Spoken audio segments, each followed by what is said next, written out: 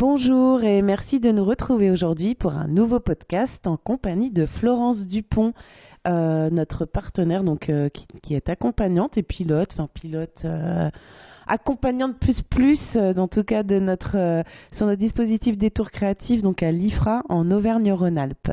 Donc merci Florence de m'accueillir d'ailleurs dans les locaux de l'IFRA à Bourg-en-Bresse où se sont déroulées 3 cohortes, 2 actuellement encore en cours, mais je vais te laisser nous présenter tout ça, puisque ma première question sera de présenter un peu tes différentes cohortes, les bénéficiaires, les profils, les chiffres clés du dispositif en Auvergne-Rhône-Alpes. Merci beaucoup Tiffaine, un vrai plaisir de t'accueillir en ce jour du 22 février. Effectivement, au niveau de l'IFRA, 4 cohortes se sont déployées. Une seule cohorte a été clôturée. Il s'agit de la première cohorte avec des sorties sur l'emploi et en formation de l'ordre de plus de 50%. Actuellement, donc 2 cohortes en cours, la 4e et la 3e, dont une sur le département du Rhône à Villefranche et une 4e cohorte sur le département de l'Ain.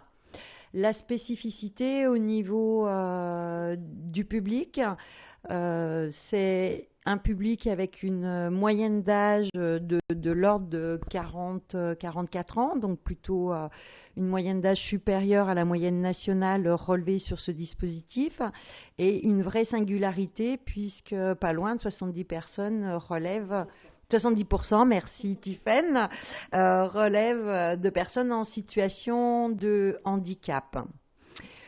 Pour autant, ce sont des personnes qui sont dans une dynamique d'inscription professionnelle avec une vraie volonté de trouver leur place citoyenne dans notre société.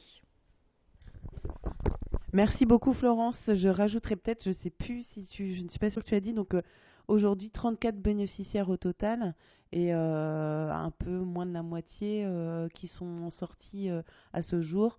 Donc la première cohorte qui s'est terminée et donc 3 cohortes encore en cours. Merci beaucoup Florence. Maintenant, je voudrais bien que l'on parle assez rapidement de tes stratégies, de ta stratégie de sourcing, comment tu t'es adapté entre les 3 cohortes que tu as pu mener ou que tu mènes encore. Au niveau des stratégies de sourcing déployées, on a réinterrogé au fil du temps effectivement les stratégies initiales qui étaient des stratégies qui avaient été impactées par la période Covid où on était effectivement plus sur du distanciel, des webinaires avec une vraie difficulté de travailler dans la proximité et au plus près des partenaires. Donc on a opté au fil du temps pour rencontrer les différents interlocuteurs sur le terrain.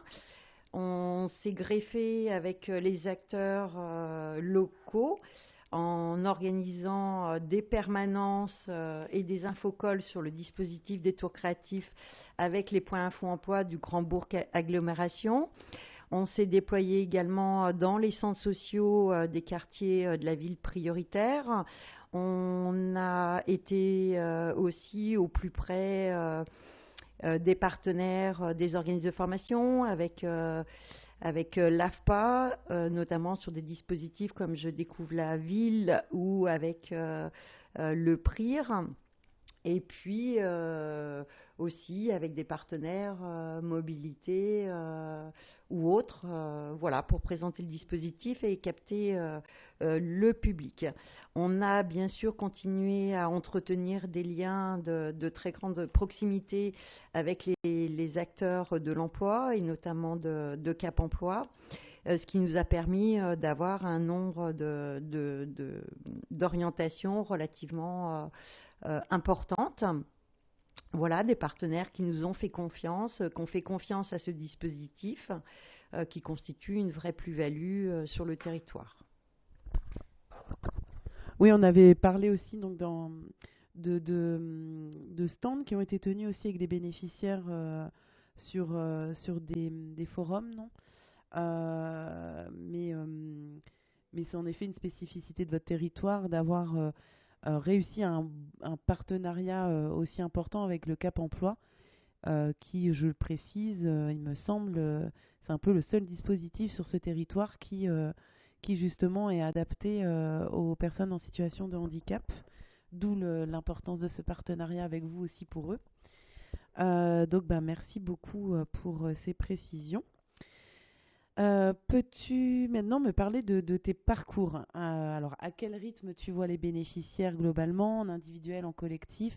L'idée, c'est pas, enfin, si tu as un rythme moyen, etc., tu peux, mais c'est un peu mettre comment tout ceci est articulé, comment tu accompagnes en fait ces bénéficiaires. Alors, au niveau de... Merci Tiphaine. Au niveau de l'accompagnement et du rythme de l'accompagnement, une précision tout de suite, on est bien sur un accompagnement global. Au niveau du rythme, on est sur une moyenne environ de 14 heures de propositions d'ateliers collectifs. Des ateliers collectifs dont les thématiques sont co-construits avec les bénéficiaires. Et en même temps, on propose bien évidemment une inscription sur le territoire et en lien avec l'écosystème, sur des ateliers qui sont proposés par les partenaires, que ce soit dans le champ de l'industrie ou sur de la mobilisation de l'emploi. Ça, c'est pour le collectif. Ça, c'est pour le collectif. Alors, en parallèle de ce collectif, évidemment, s'opèrent des entretiens individuels relativement régulièrement et qui sont fonction également de l'autonomie des personnes et des besoins qui ont été identifiés de façon consensuelle avec les deux parties. Un minimum, c'est une fois par mois. Pour autant, on peut être amené à rencontrer les gens en individuel 2, 3 ou voire même 4 fois dans le mois, en fonction, encore une fois, des besoins et des difficultés rencontrées. Et même, il me semble, enfin, je te laisse redire, mais pardon, je complète, c'est juste, il me semble que que tes durées d'entretien aussi sont flexibles, selon les besoins. Les durées des entretiens individuels sont effectivement flexibles. Ça peut être une durée de 10 minutes pour s'assurer que l'emploi ou la formation suivie se déroule de façon très satisfaisante, comme on peut intensifier des entretiens individuels d'1 heure, 2 heures, 4 heures, voire plus, en fonction, encore une fois, des besoins et de la demande du bénéficiaire. Est-ce que tu peux nous parler un peu plus spécifiquement, alors après c'est compliqué, ou alors nous expliquer justement ce parcours, qu'est-ce que tu peux y mettre, sachant je peux pas te demander en résumé de me présenter un parcours type puisqu'il n'en existe pas, mais un peu justement me présenter les différentes possibilités, enfin, ce que tu as en tête, quoi, des parcours que tu as pu avoir en tête. Tu as des ateliers collectifs, tu travailles beaucoup sur le créatif, notamment, mais aussi sur des sorties en extérieur, sur des forums, sur des liens avec des partenaires territoriaux. Mais c'est un peu expliquer justement comment peut-être, alors je recentre un peu ma question, comment tu individualises tes parcours. C'est toujours général. Toujours très général, excellente question. Je te remercie, Tiphaine. Alors, on est bien d'accord qu'on est sur des parcours, un accompagnement global, ce qui va faire la spécificité. Alors, ce que j'entends par accompagnement global, c'est-à-dire qu'on va prendre effectivement le temps lors d'un premier entretien avant le positionnement sur le dispositif des tours créatifs, un temps où on va aborder les différents volets de la personne par différents volets. J'entends à la fois le volet, bien sûr, de la formation, de l'emploi, mais aussi le volet de la mobilité. Est-ce que les personnes ont un permis de conduire, pas de permis de conduire? Est-ce qu'il a été supprimé, pas supprimé? S'il y a une voiture, etc., etc. Bien sûr, le volet santé qui est fondamental parce qu'il va donner effectivement des clés sur le positionnement de l'emploi, sur le rythme de l'emploi qui est possible et puis sur les secteurs à privilégier ou pas. Bien sûr, le volet logement, le volet numérique. En fait, tous ces différents volets participent à l'accompagnement et en fonction de ce qui va être identifié lors de cette premier entretien, on a déjà un fil conducteur sur les grands axes à travailler. Donc pour certains, effectivement, le volet administratif ou le volet santé va être en priorité numéro 1. Pour d'autres, on va tout de suite activer plutôt le volet formation ou le volet emploi, recherche emploi pour des raisons alimentaires ou des emplois qui sont plus pérennes. Donc on adapte le rythme, on adapte bien sûr ces axes en fonction de chaque personne. Et dans cet accompagnement global, on propose bien évidemment des ateliers sur site au sein des locaux de l'IFRA, mais aussi, et ça me paraît très très important, des sorties extérieures. Par sortie extérieure, ça peut être des participations à des conférences sur l'emploi, sur les freins à l'emploi, sur la créativité, mais aussi des forums, des job dating, des journées portes ouvertes, que ce soit dans le secteur de l'industrie, mais aussi les journées portes ouvertes avec l'AFPA sur les plateformes techniques, avec la rencontre des formateurs, la rencontre aussi lors des rendez-vous de l'emploi avec les agences d'intérim, avec des entreprises qui sont en recherche de profils. Voilà un petit peu pour les activités intérieures et extérieures, avec effectivement un volet sur le champ créatif qui est particulièrement conséquent. Qui font partie des 14 heures donc, en collectif que tu as en moyenne par semaine. Donc, quand on parle de ça, là, je me dis juste, quelqu'un qui ne connaît pas le dispositif se dit, mais ça part dans tous les sens. Je le comprends bien, parce qu'en effet, on peut avoir de la formation, pas de formation, de l'emploi, de la recherche d'emploi, de la levée de frein, etc. Tout est travaillé et individualisé. Donc, on est sur vraiment du travail d'orfèvre, en fait. Donc voilà. Donc, je pense que tu as répondu à une autre de mes questions, qui était, est-ce que tu as une logique ou justement la logique que tu as, c'est celle des besoins que tu relèves chez les bénéficiaires.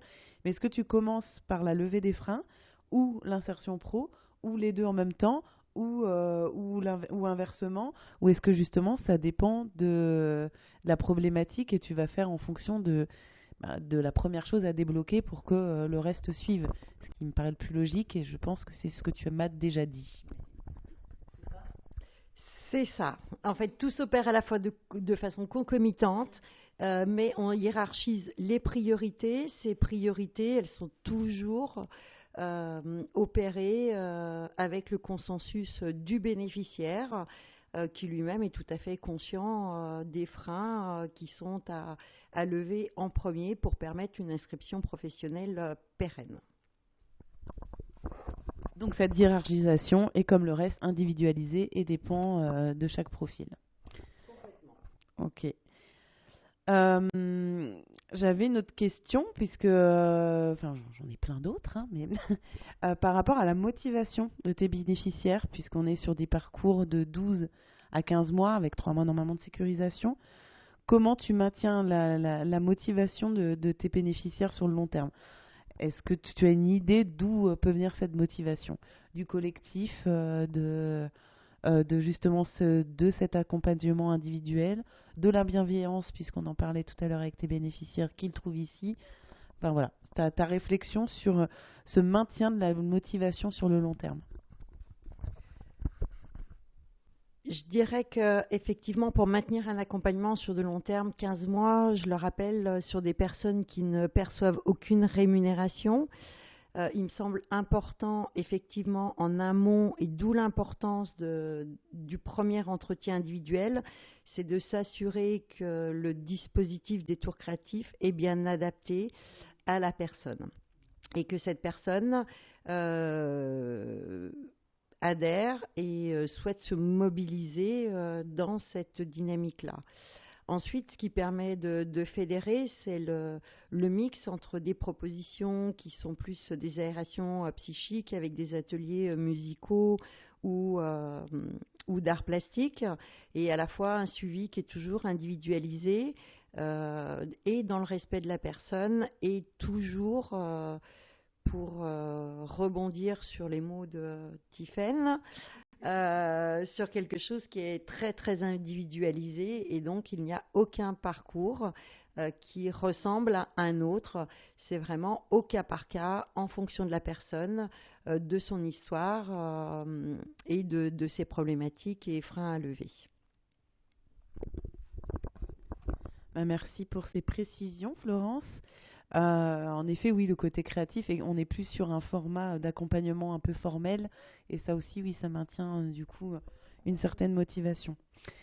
Alors, je reviens à ton suivi sur la levée des freins. Pour savoir comment aussi tu fais ça. Est-ce que tu laisses la personne en autonomie?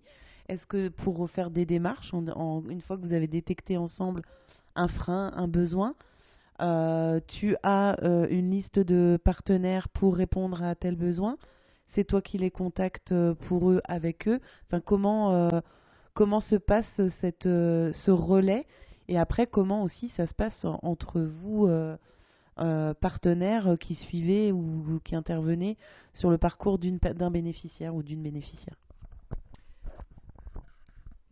Ça me semble effectivement important de préciser que sur cet accompagnement global, on s'appuie sur la mobilisation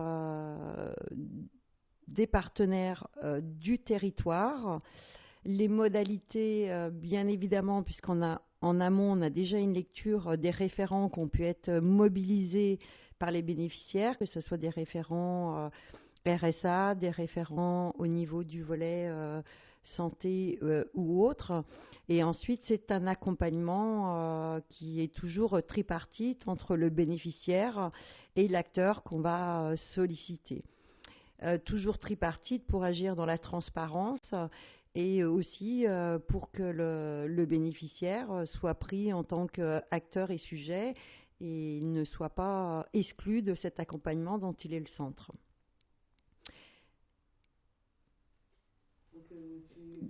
Donc j'ai envie de rajouter, oui, effectivement, Tiffany, qui a une grosse mobilisation, mais qui a aussi permis le sourcing auprès de tous les partenaires sur le volet santé, sur le volet mobilité, sur le volet emploi, sur le volet des entreprises. Et puis on note aussi ce partenariat un peu privilégié qu'on a avec les services de Pôle emploi sur le volet des personnes qui sont en situation de handicap, et puis qui permet effectivement des orientations sur des dispositifs qui peuvent être complètement complémentaires et sur lesquels on s'appuie pour permettre aux bénéficiaires de s'inscrire encore une fois dans une dynamique professionnelle. Donc par rapport, enfin, je parle de Cap Emploi spécifiquement, puisque vous avez en effet beaucoup de personnes en situation de handicap. Il y a donc des points réguliers qui sont faits sur chacun. Donc il y a vraiment encore une fois ce sans couture, puisque le référent ou le Cap Emploi vous aide raccord en tout cas sur les continuités de parcours, donc pour chaque bénéficiaire. Je le disais en tout cas tout à l'heure, puisque je me rendais compte qu'en effet, en parlant, quand on ne connaît pas et qu'on se lance dans le sujet, les prescripteurs, tu me l'as dit, ont eu du mal à comprendre le dispositif. Comme tu l'as expliqué tout à l'heure, en plus on démarrait dans une période de confinement, donc avec des difficultés pour rencontrer les personnes, ce qui facilite pas bien sûr l'appropriation du dispositif par les prescripteurs. Et ils ont notamment été induits en erreur par son intitulé, son titre, Détour créatif, où ils avaient tendance t'envoyer des profils artistiques.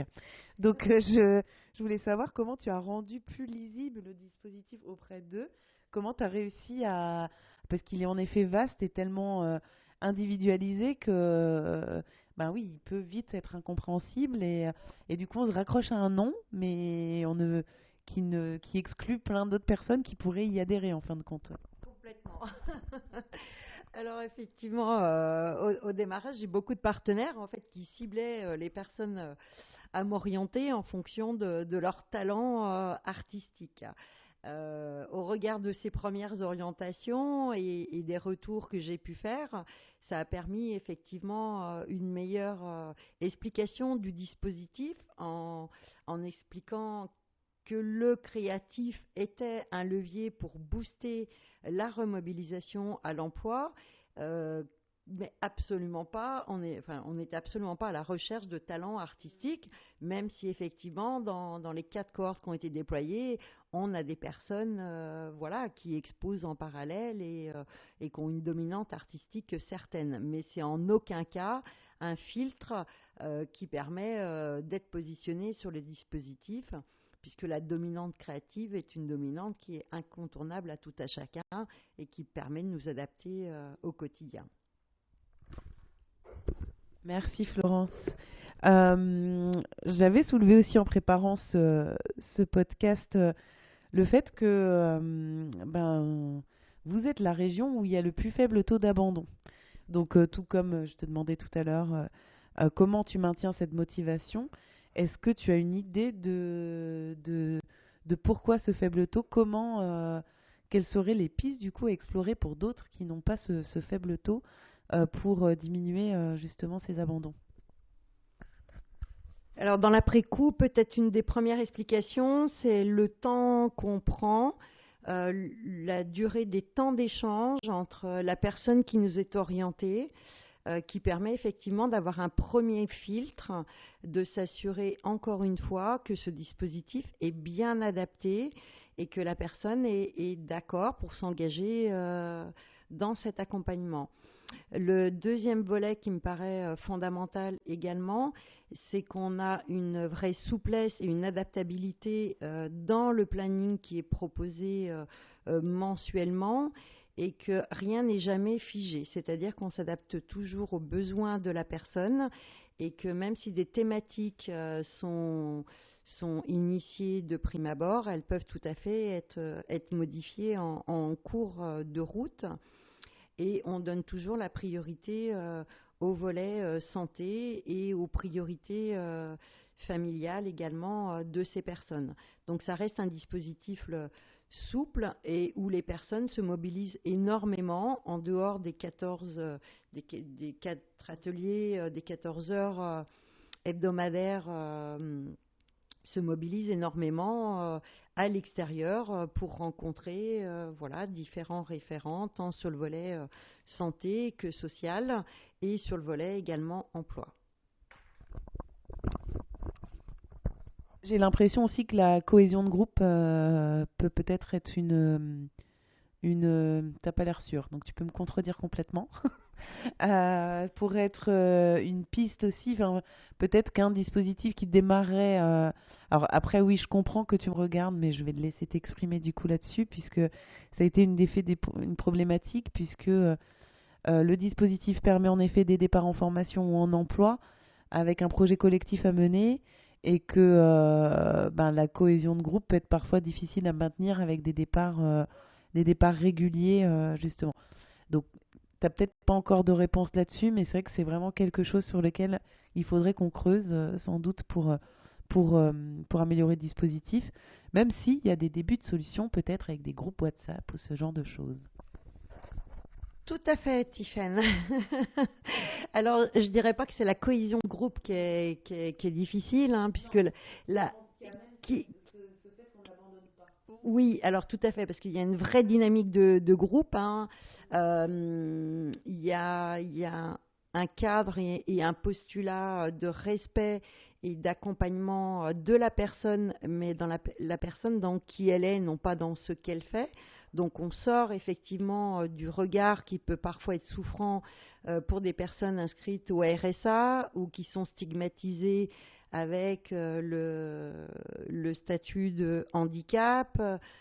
Et c'est très très important d'appréhender chaque personne qui rentre sur le dispositif comme une personne à part entière et non pas avec une étiquette maladie, une étiquette sans emploi, une étiquette voilà, qui vit au chevet de la société. Donc c'est vraiment cette approche globale de la personne qui est fondamentale et qui lui permet aussi de retrouver une certaine estime d'elle-même qu'elle a perdue au fil du temps en passant par les différentes organisations où elle est segmentée au niveau des prismes de chaque partenaire. Important également, c'est la bienveillance et ces espaces d'aération psychique qui sont proposés au groupe qui permet de maintenir cette vraie dynamique et cette solidarité qu'il y a dans chaque cohorte au niveau du dispositif. Et ces difficultés que tu as pu avoir, du coup, c'est vrai que j'ai posé plusieurs questions en une, par rapport au maintien justement de ce collectif. Ouais. Alors, la difficulté, mais à la fois, puisque c'est inhérent au dispositif, puisqu'on est sur un accompagnement qui se veut sans couture, sans rupture, c'est-à-dire que sur ces 15 mois, les personnes peuvent partir en formation qualifiante ou non, peuvent partir en intérim, en CDD, sur des missions plus ou moins longues, de 15 jours à parfois 9 mois pour certaines personnes en CDD. Et que du fait de ces départs sur des inscriptions d'emploi formation, on ne maintient pas toujours le même nombre de personnes sur les ateliers collectifs. Et ce qui peut parfois, je dirais, être plus compliqué paradoxalement pour l'accompagnement, pour l'accompagnant surtout, que pour le bénéficiaire, puisque les bénéficiaires font preuve voilà, de capacité d'adaptation assez extraordinaire. Donc c'est plus pour l'accompagnant voilà, qui doit s'adapter à chaque fois en fonction du nombre de personnes et qui doit voilà, au maximum maintenir une dynamique. Maintenir une dynamique, notamment sur l'animation du projet collectif, pour maintenir voilà, une dynamique d'atelier collectif, un minimum, il faut 4 personnes, et que parfois, puisqu'on respecte le chemin et les impératifs de chacun, on a des aléas sur le nombre, donc on s'adapte. Oui, ça demande une grosse flexibilité pour l'accompagnante. Plus global, qu'est-ce qui te paraît fonctionner dans ce dispositif ? Comment tu te l'as approprié pour proposer des parcours cohérents? Qu'est-ce qui t'a... Alors, tu as déjà dû commencer à y répondre, hein, mais comment qu'est-ce qui te paraît, en tout cas, qu'est-ce qui te paraît le plus saillant dans ce dispositif qui serait à retenir sur des dispositifs à venir? Alors, le plus saillant dans ce dispositif, c'est cet accompagnement global qui se fait en lien avec les partenaires en fonction de leur champ de compétences, de leur spécificité, et qu'il n'y a pas d'accompagnement réussi avec les personnes de détour créatif sans la logistique de l'écosystème et vraiment des compétences de chacun. Je pense que c'est vraiment en fait un travail collectif de lien, de synergie et de transparence où chaque professionnel apporte effectivement son éclairage par rapport aux besoins de la personne qui se manifeste à un instant T.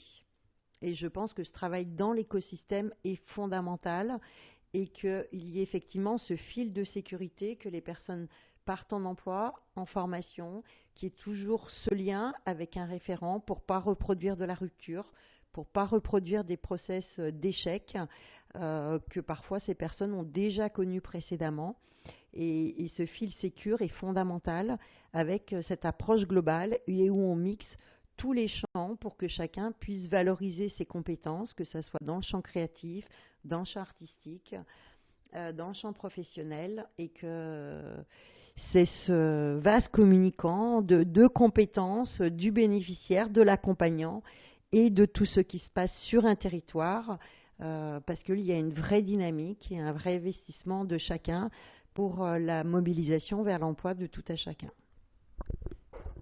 Donc toi, pour toi, c'est ce qu'il faudrait en priorité, du coup, essaimer sur d'autres dispositifs d'accompagnement.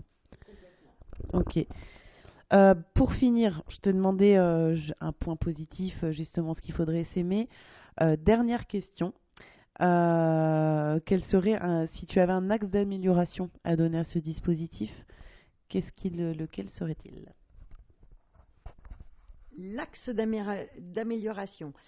Peut-être deux axes. Un premier axe, l'IFRA fait le parti de développer le dispositif sur 2 territoires. Dans l'après-coup, il s'avère que la mobilisation du partenariat et la présentation, l'appréhension de la complexité de ce dispositif prend du temps. Et qu'il vaut mieux centrer effectivement l'ensemble des cohortes sur un même territoire pour pouvoir mutualiser les ressources et les moyens. Ça, c'est le premier axe d'amélioration. Le deuxième axe, ça serait pouvoir partir avec un nombre de personnes sur chaque cohorte beaucoup plus conséquent pour maintenir toujours une dynamique lors des ateliers collectifs. Ça serait l'idéal, bien évidemment, et en même temps, j'ai envie de dire, ces aléas sont inhérents à la souplesse de ce dispositif qui se veut vraiment sans rupture et sans coupure. Et auquel on ne veut pas toucher. Et à laquelle on ne veut pas toucher. Donc, j'ai envie de dire aux professionnels de s'articuler, de s'adapter, et que pour une fois, on ne demande peut-être pas toujours aux mêmes personnes de s'adapter aux agendas et aux impératifs. Pour une fois, c'est aux professionnels d'être un peu plus peut-être à l'écoute des besoins des personnes qu'on accompagne. Merci beaucoup Florence.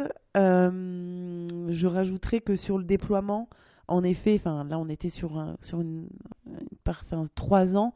Peut-être qu'on pourrait déployer en effet plus largement sur des territoires, mais après avoir installé au moins sur un territoire le dispositif. Et en effet le déployer après par la suite. Merci beaucoup Florence pour cet échange, que je savais à l'avance qu'il serait riche d'enseignements. J'espère qu'il le sera pour les auditeurs qui vont bien vouloir nous écouter. Merci beaucoup et bonne journée à tous. Au revoir. Merci beaucoup, Tiffaine. Au revoir.